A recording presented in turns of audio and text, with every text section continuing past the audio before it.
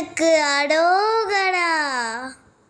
என் செல்ல பிள்ளையே, இது உனக்கான பதிவுதான்.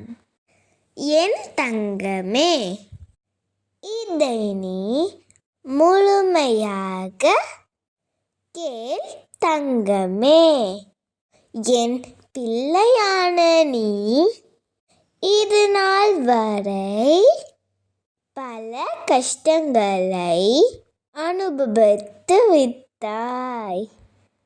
என் தங்கமே, விதைகள் எப்பொழுதும் தன் உடைய வளர்ச்சிக்கு காரணம் தேடுவது இல்லை.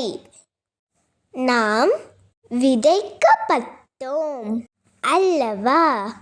பல தடைகளையும் கடந்து ஒரு நாள் மரமாக உருவெடுப்போம் என்பதுதான் அது வளர்ந்து நிற்க காரணம்.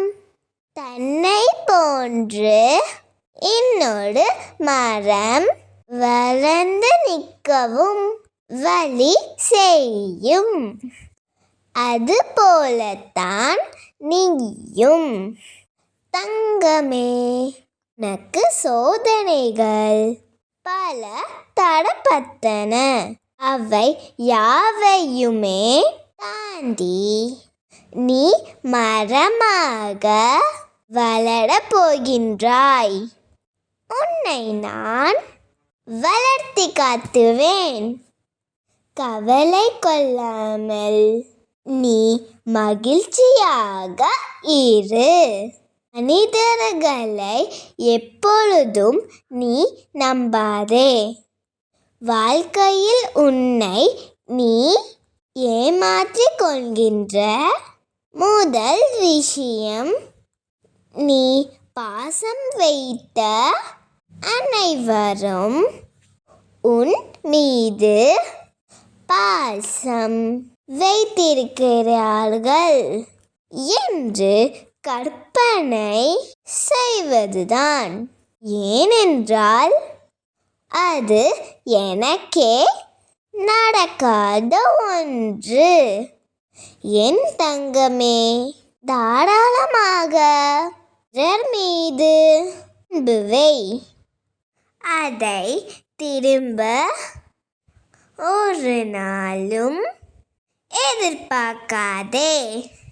வாழ்வில் உதவி என்று பெரிதாக எதுவுமே நீ செய்ய வேண்டியது இல்லை. அடுத்ததாக பிறரிடம் பேசு. உன்னுடைய பேச்சை கொண்டுதான் உன்னுடைய அன்பு மதிக்கப்படும். உன் மனதில் தோன்றுகின்ற அன்பை போல தான் இருக்கும். உன் நடத்தைதான் உன் வாழ்க்கையை தீர்மானிக்கும். இப்பொழுது உன் அப்பா உன்னுடைய பிரச்சனைகளை தீர்த்து வைத்து உன்னை சந்திக்க வரப்போகிறேன். என்னை வரவேற்க தயாராக இரு தங்கமே. நீ கடுமையாகவும் எந்த ஆசாபாசங்களுக்கும் இடம் கொடுக்காமல் எந்த நேரமும் என் குடும்பத்துக்காகவே நான் ஏன் இவ்வளவு கஷ்டத்தை மட்டும் அடைகிறேன் என்று சலித்து கொண்டிருந்தாயா? என் தங்கமே, விதி விளங்க முடியாது. லாபத்தையும் நஷ்டத்தையும் மாறி மாறி கொடுக்கும் வினைகளுக்கு ஏற்றவாறு இன்னல்கள் விளைவிக்கும். உனக்கு வரக்கூடாத வியாதிகளும் வந்து உன்னை புடுத்தும்.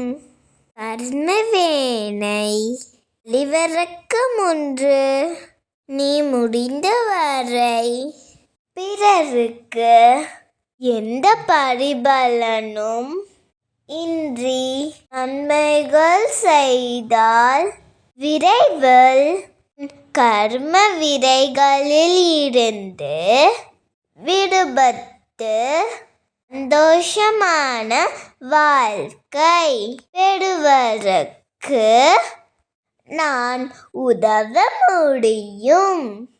அப்படி செய்யவில்லை என்றால் எந்த உபாயங்களும் எடுபடாது.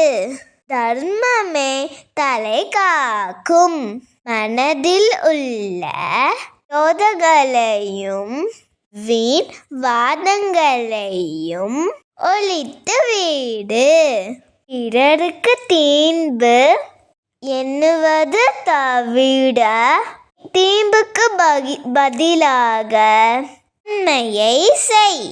அவருடைய சொற்கள் உனக்கு தீங்கு லைக்காது. தீங்கு இபரவங்களுக்கு கூட தேவையை செய். இதை மட்டும் நீ செய். உன்னுடைய பாவங்கள் நீங்கும். பக்தியை செய்துவிட்டு உடனே பலனை எதிர்பார்க்காதே.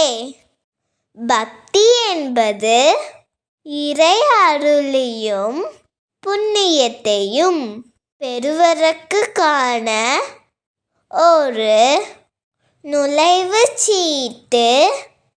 இதை செய்துவிட்டு சற்று நாள் காத்திருக்க வேண்டும். எல்லோர் வாழ்விலும் சோதனைகள் வரத்தான் செய்யும். அதன் பிறகே நீ செய்யும் ஒவ்வொரு காரியத்தையும் பொறுத்து அவரவர் தேவைகள் பூர்த்தி செய்யப்படும். என் தங்கமே, கண்களை திறந்து பார்.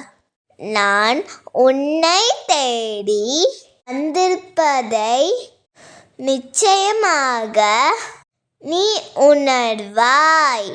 தன்னம்பிக்கை கூட இரு. இனி உன் வாழ்க்கையில் நடக்க இருக்கும் அனைத்துமே நன்மை ஆகவே நடக்கும். ஓம் முருகா போற்றி போற்றி.